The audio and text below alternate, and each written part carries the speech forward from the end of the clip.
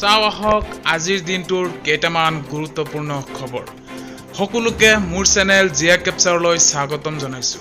যদি আপোনালোকে এতিয়ালৈ মোৰ চেনেলটো সাবস্ক্ৰাইব কৰা নাই তেনেহলে তলত লিখা থকা সাবস্ক্ৰাইব বটনটো দবাই দিয়ক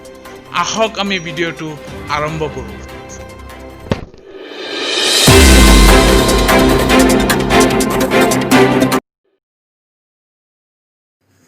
ৰাজ্যত ইমুনৰ পৰা হিমুৰলৈ বানৰ সংহাৰ প্ৰলয়ংকাৰী বানত এই মুহূৰ্তলৈকে প্ৰাণ হেৰুৱালে 42 জনকৈ লোকে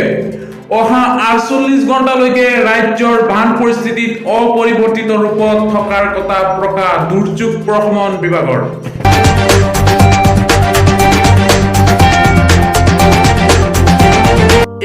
AIUDFৰ মুৰব্বী তথা সাংসদ বদৰুদ্দিন আজমলৰ স্বাস্থ্যৰ অৱস্থা ক্ৰমাৎ জটিল হৈছে বৰ্তমান মুম্বাইত চিকিৎসাধীন হৈ থকা দুবুৰী সমষ্টিৰ সাংসদ আজমলৰ শেহতীয়া স্বাস্থ্যৰ অৱস্থাক লৈ স্বাস্থ্যমন্ত্ৰী ডক্টৰ হিমন্ত বিশ্ব শৰ্মাই নিজৰ উদ্বিগ্নতা প্ৰকাশ কৰিছে দেওবাৰে টুইটযোগে স্বাস্থ্যমন্ত্ৰীগৰাকীয়ে নিজৰ উদ্বিগ্নতা প্ৰকাশ কৰে মন্ত্ৰীগৰাকীয়ে ফোনযোগে আজমলৰ স্বাস্থ্যৰ বুজ লয়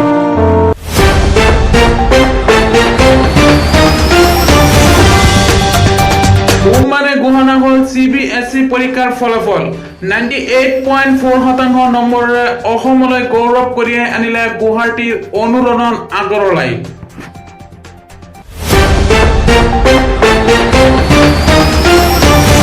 ঘোষণা হ'ল CBSEৰ দ্বাদশ শ্ৰেণীৰ ফলাফল এই পৰীক্ষাত 100% নম্বৰ লাভ কৰে লক্ষ্ণৌৰ বিদ্যাংশী জৈনে পশ্চিমবংগত অমিতাভ বচ্চনৰ অনুৰাগীসকলে কৰে এক মহামৃত্যুঞ্জয় যজ্ঞ কৰোনাত আক্ৰান্ত অভিনেতা বিগ বি শীঘ্ৰে সুস্থ হোৱাৰ প্ৰাৰ্থনা কৰে তেওঁৰ অনুৰাগীসকলে